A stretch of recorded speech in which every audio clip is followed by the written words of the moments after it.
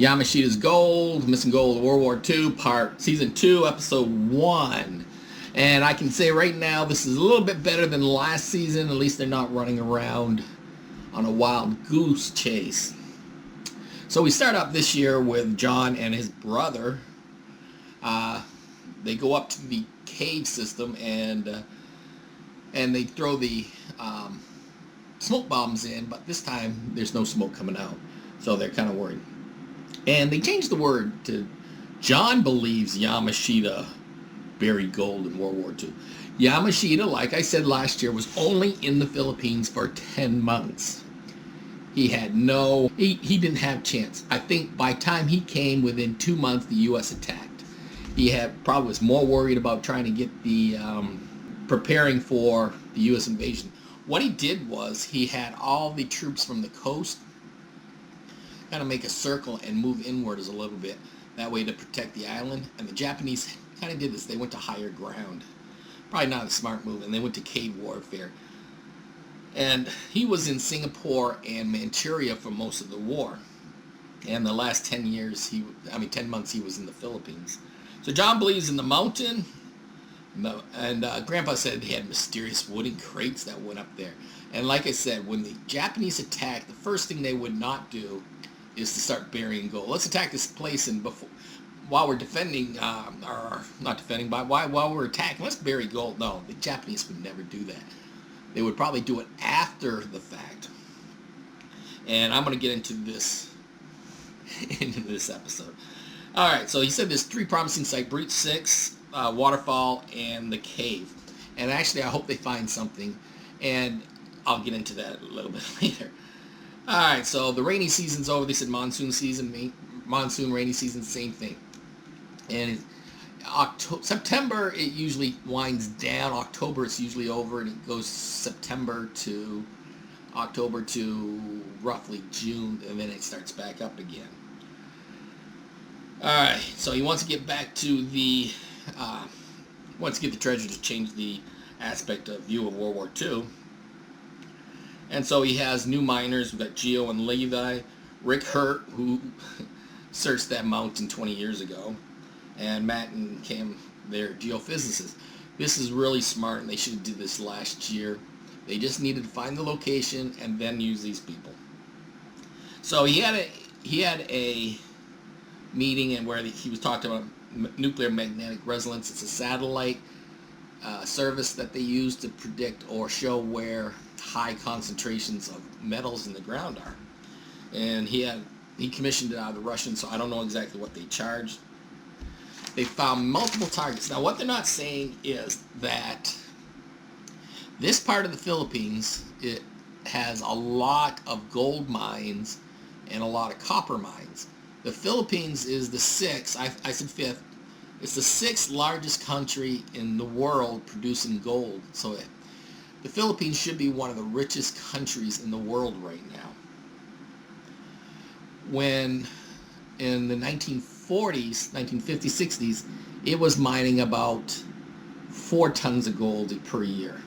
Now it's mining 20 tons of gold per year.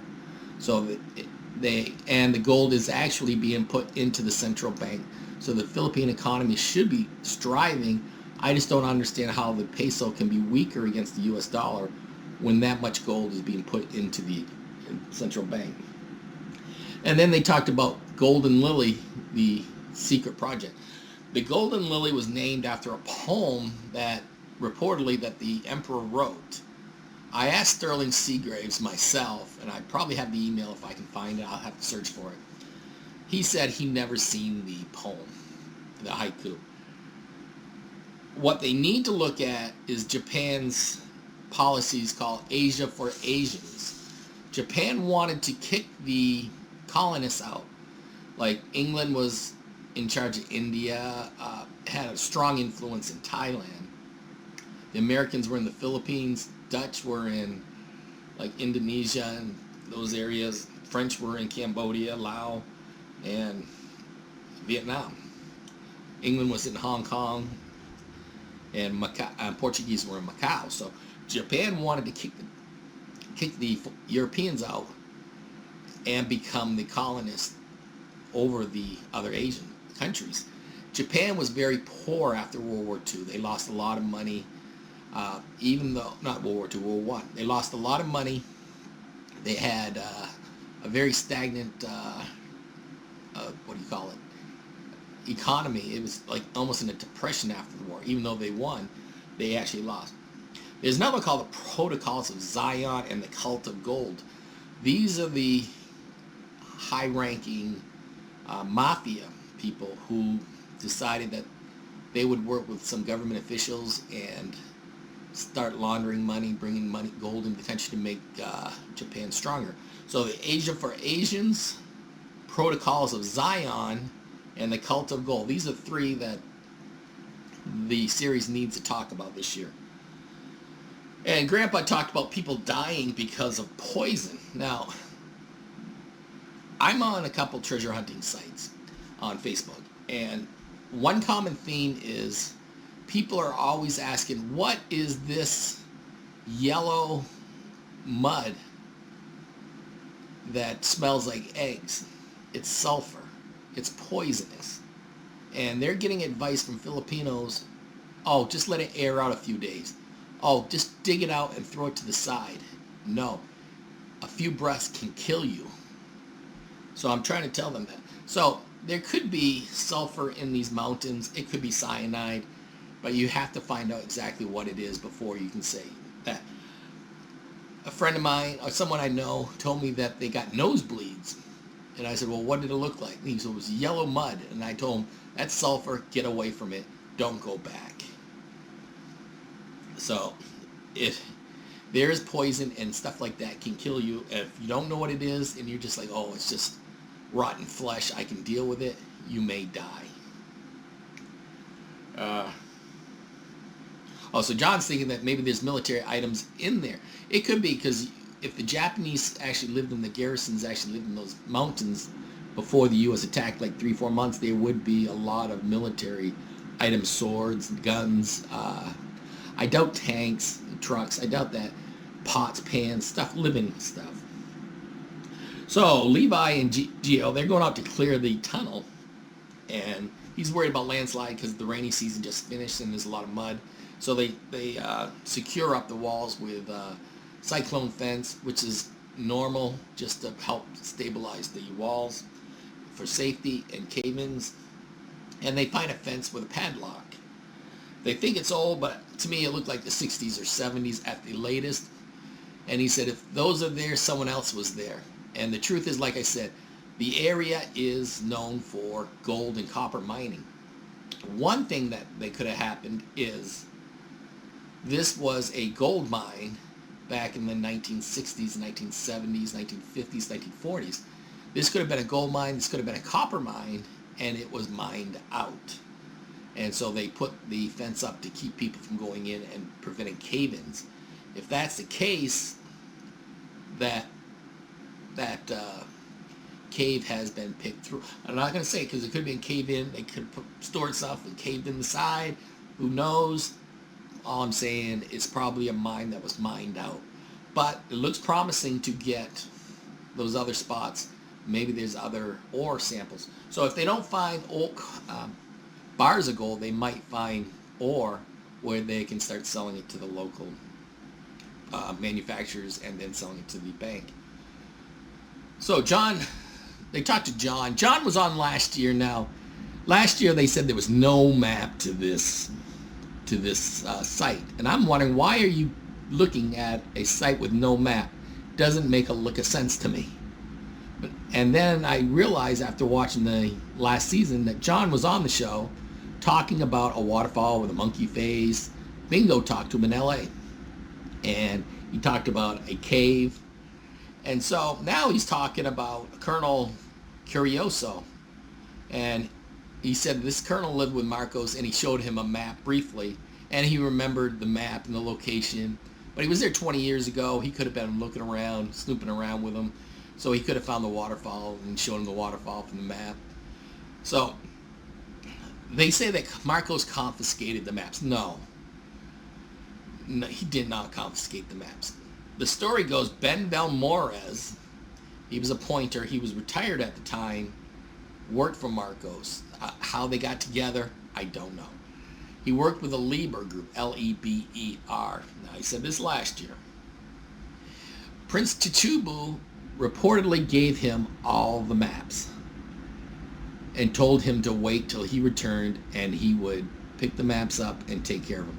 And reportedly, he said that he was with Yamashita burying gold.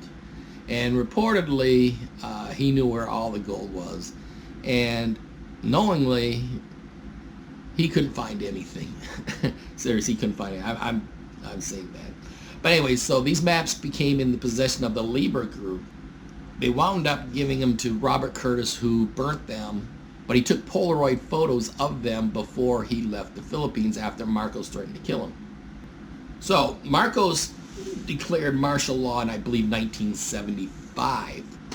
1972, the Laurel Langley Agreement expired, and basically what this said was all businesses in the Philippines now have a Philippine partner. Ferdinand Marcos became partner with every big business in the Philippines. Ferdinand Marcos took over 100% of the mining industry in the Philippines. Now this is in 72. Between 1974 and 1978, not 1 ounce of gold was sold to the central bank. Not 1 ounce of gold was deposited into the central bank of the Philippines. Not 1 ounce. And Ferdinand Marcos owned all the mining industry. Ferdinand Marcos also signed a decree stating that all gold had to be sold to the central bank. And then Ferdinand Marcos made a decree saying that the central bank could sell all the gold it wanted to without reporting it to Congress or without reason or anything. So basically what he said was the gold could be sold to the central bank, but the central bank could sell that gold and do with what they want to do with the money, what they want. They didn't have to report to Congress or the Philippine Senate on how much they sold, how much money they made, where the gold went, who they sold it to. It was up to the discretion of the central bank who to sell it to and do with what they want with the money. And Ferdinand Marcos did not want to lose his power. There was, I believe it was 1 or 2 terms the Philippine president could have.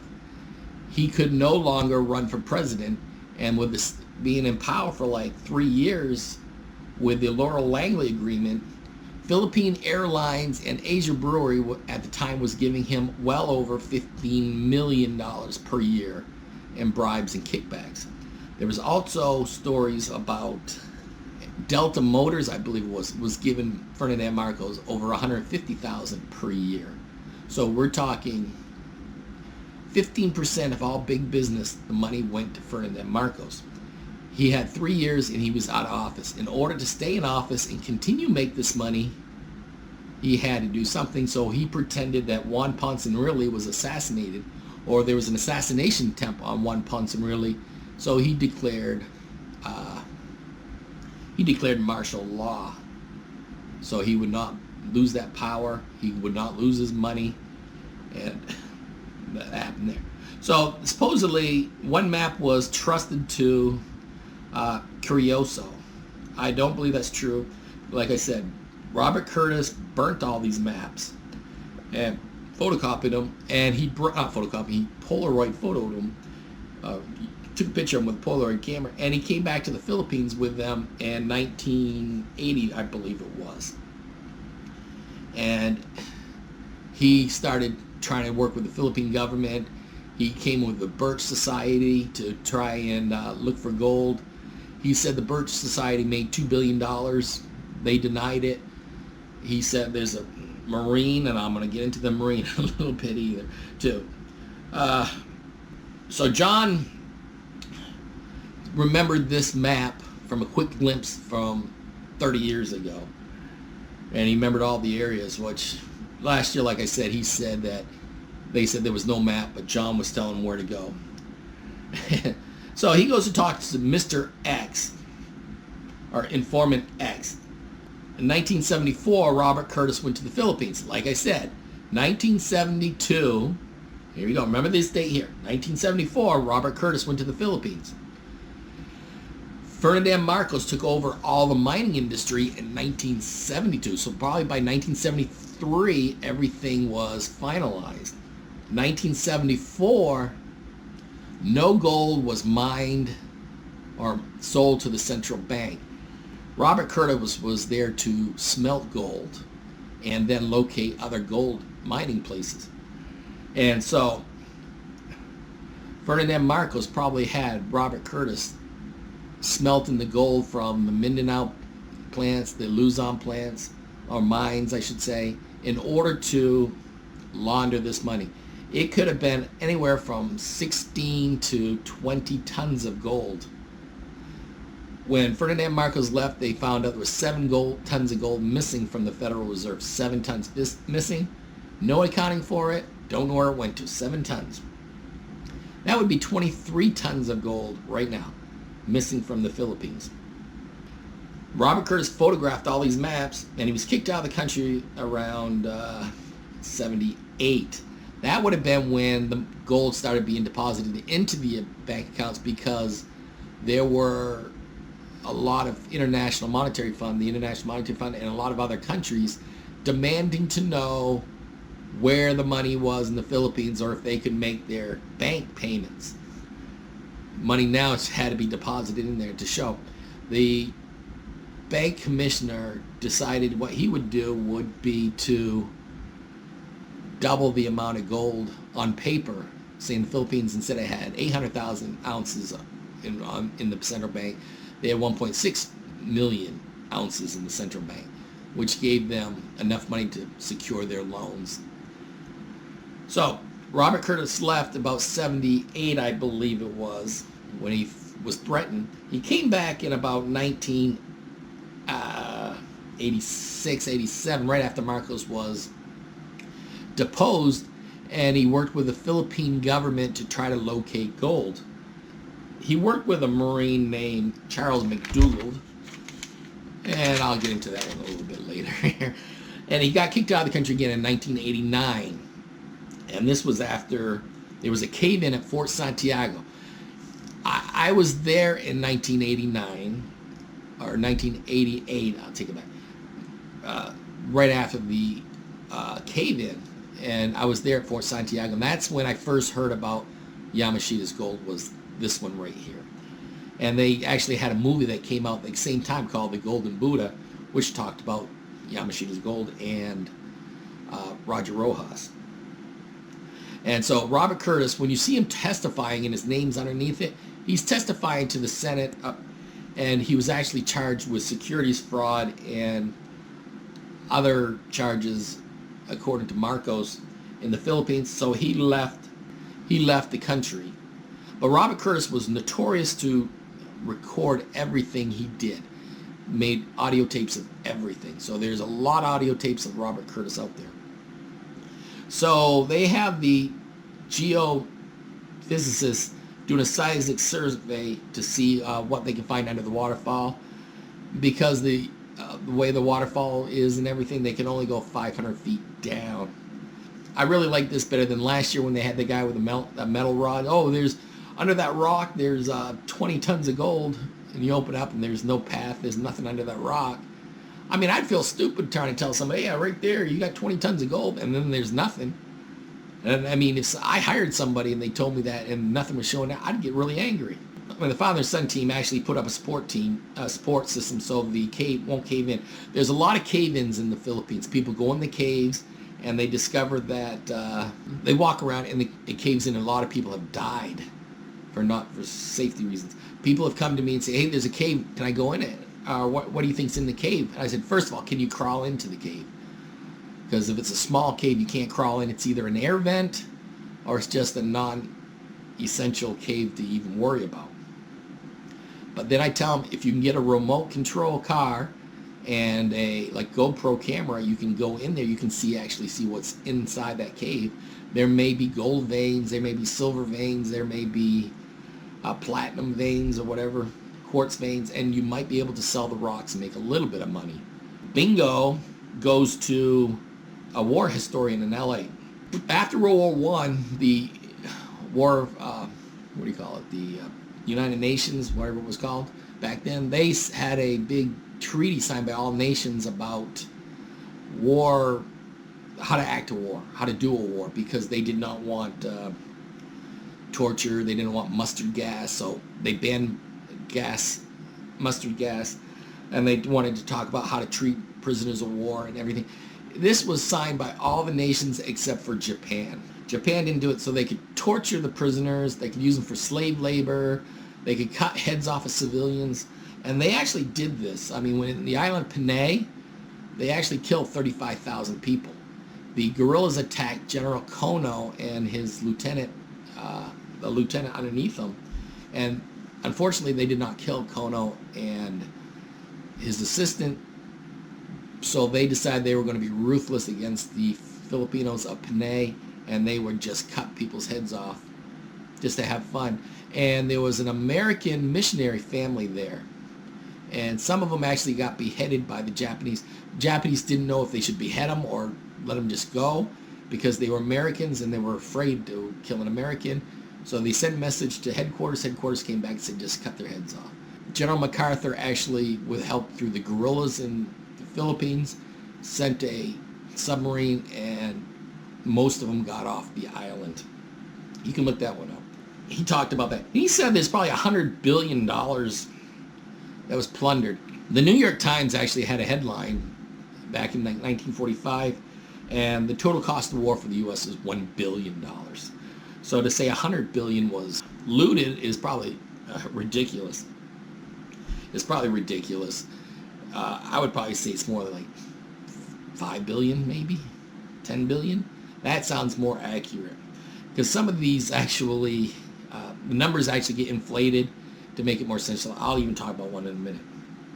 So he talked about Nueva Vizcaya, where they are. Like I said, there's a lot of gold and copper mines in this area. John goes and visits Mr. X. Now, if you're going to drive from that area to Manila, it's going to be at least an 8-hour ride down and an 8-hour ride back. So he probably had to spend a day or two down in Manila. This guy said, I can't discuss the maps.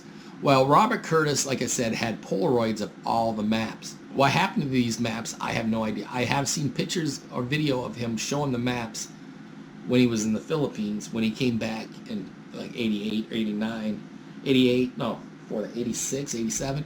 He came back and talked to the Philippine government. He actually brought them with him. So they were in the Philippines. And he goes, I can't discuss the maps.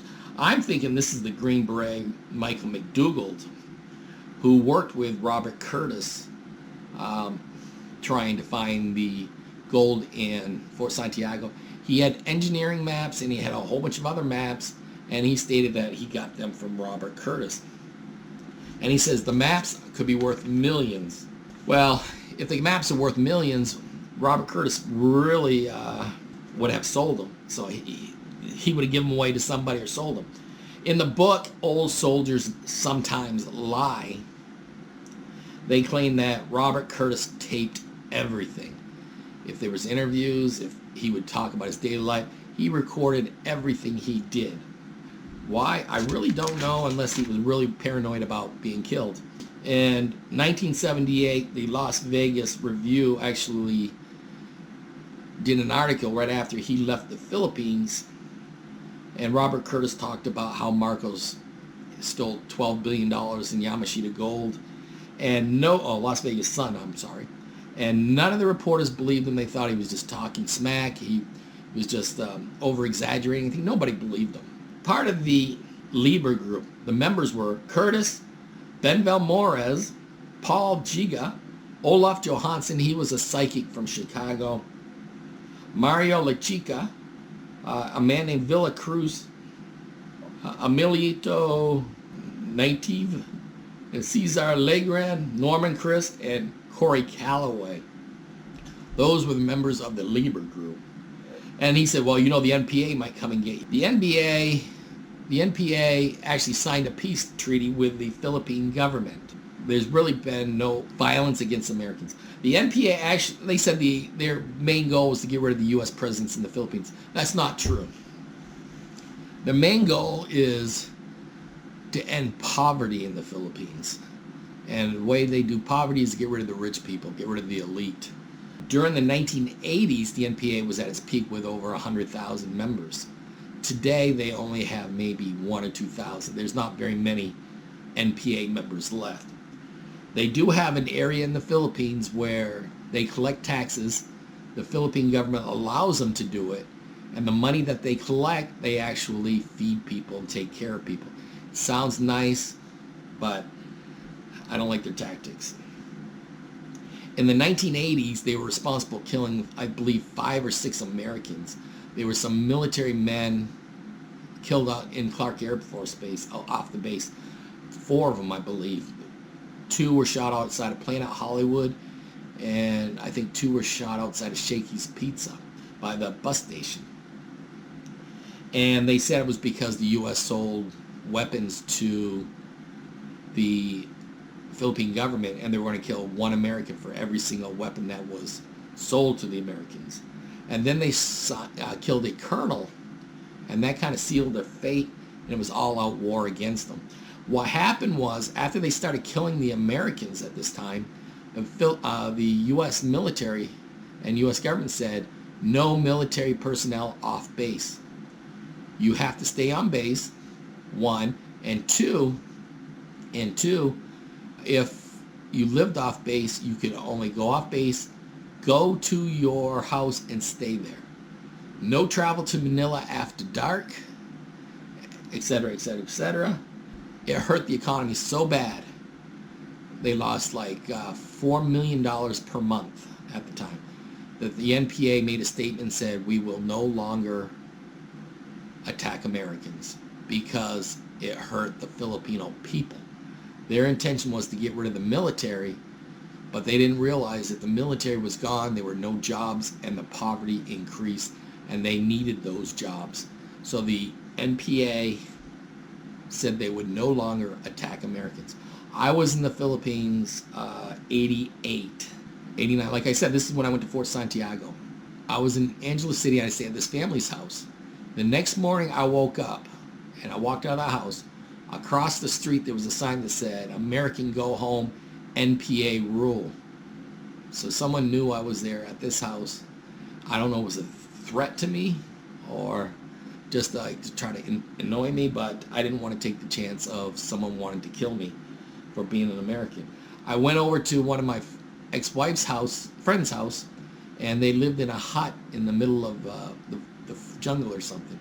And it was the only time I ever felt afraid where I said, I need to leave. There was nothing around. It was just, I did not feel safe in that area. And everybody was, oh, it's safe here. It's nice here. I'm like, no, please, I need to leave. I really need to leave. And it was because, who knows? I mean, there could have been an NPA down the street that decided to grab a gun, come down and kidnap me and shoot me right then and there. I mean, who knows? And they were like, oh, it's all safe here. No, I don't believe it.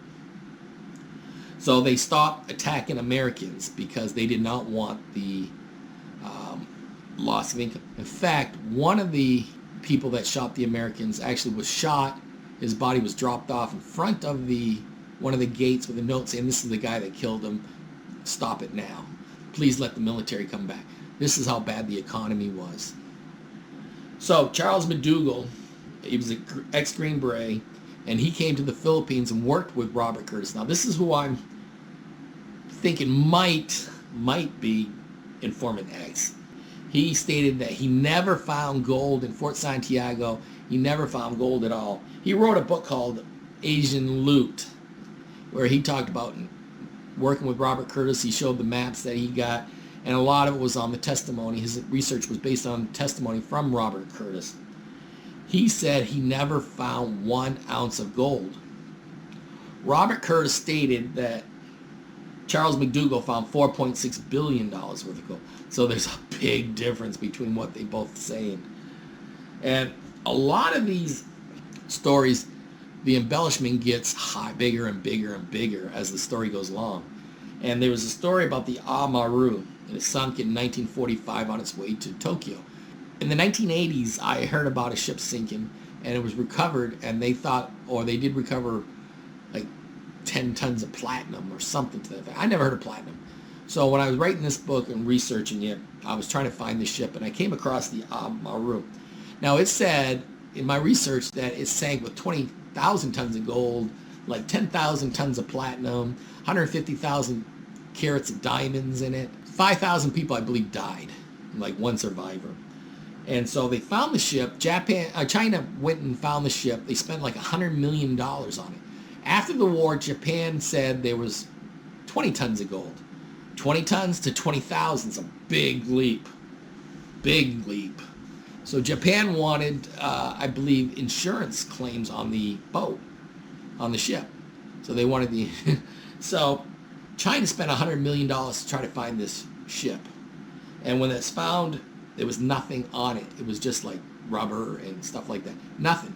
So they actually had to do a log locator, whatever you want to call it, where when a ship comes in, it tells you what it took off the ship and what it put on the ship.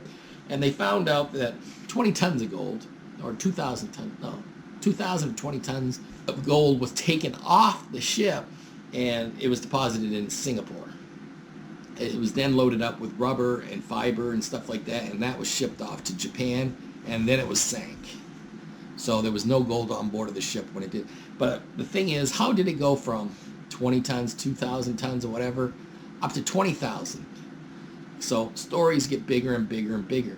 There was another story with I believe it was USS Eisenhower, not positive on it, the name of the ship. But when Marcos left the Philippines, a ship came in and reportedly took gold from the Philippines. And one was 15 tons and one was 35 tons. So you can tell the numbers are different. So some of the stories get bigger and bigger and bigger. So they use a remote control to go inside the cave. They hope they might find gold. But I think they might find raw unprocessed gold or raw unprocessed copper. Japan needed copper for the war effort. They needed gold to pay for the war, copper for bullets, bullet casings, and stuff like that. They needed the copper. They found a chisel mark. He goes, yeah, that's old. Could be from the 40s. And they were talking about U.S. soldiers were slaves in the mines. So were Filipinos. The Japanese made slaves out of everybody. When the Singapore people, the older generations really despised the British for abandoning them in Singapore. The Japanese, when they became the colonial rulers of these countries, were brutal. They told them how you show respect to the Japanese. When a Japanese soldier, when he comes up to you, you stop, you bow to him. And they made the social rules up. And if you did not follow these social rules, you were either beaten or killed. So they find a knife. It's believed to be a Marine grade knife. And the son is really upset. He's a former Marine, and he says he's going to cherish it. It means more for that son, for finding the knife. So they have bringing the seismic data, and they said it's a 300-foot void. He thinks that it's down there, but they said the Japanese couldn't have drilled straight down. It had to come in sideways. John's thinking it's a back door. The way you got to do this is you can't say everything's a clue and everything's a back door and everything's a treasure. You got to look at it as, what is it? Let's find it. So Rick brings back the tapes that Informant X gave him. And this time, and like I said, in the book, Old Soldiers Sometimes Lie, Curtis recorded everything. And so he brings back the tapes and he plays one of the Curtis tapes. And Curtis is like, oh, if I'm dead, the Philippine government either kill me, CIA, or the metals cartel. Well, the Philippine government, if they wanted him dead, he would have been dead while he was in the Philippines. They wouldn't have let him leave the country. It would have been maybe some Marcos people that wanted him shut up about Marcos and his money. That could be another one. But everybody started ratting on Marcos. And when I get into it, I'm going to talk about Operation Big Bird and Operation Domino. These two are going to tell you a lot about the investigations into Marcos and his money. The CIA, well, the CIA could just ignore him because he had no proof. And like I said, when he published a story in 1978 with the Las Vegas Sun, no one believed him because they thought he was just a guy who told a bunch of tall tales. And when he started saying that Charles McDougall found 4.6 billion, the Birch Society found 2 billion, and they both deny it, you got to start saying, okay, how much of Robert Curtis's story are true? And then he's like the precious metals cartel. Unless he cost the cartels $2-3 billion, they're not even gonna. He's just a small fish. So the Philippine government may have wanted him to go to jail, but they didn't care. If he's out of the country, it's probably better. Like I said. So we'll go into next week. So I'm going to get into the, let's see, we're going to talk about Asia for Asians. We're going to talk about Protocols for Zion, the Cult of Gold, the Maple Leaf Society. I think I've talked about last year, we talked about the Club of Rome and the Vatican Underground. I'm wondering if they're going to talk about Santa Romana now. And let's see what areas they go into. Actually, I think they're doing a lot better job this year. I feel more comfortable with them doing it this way. But who knows, they may wind up just finding a gold mine in the Philippines where they have to get the gold out and everything's fine. So that's going to do it this week. So thank you, everybody. Bye-bye.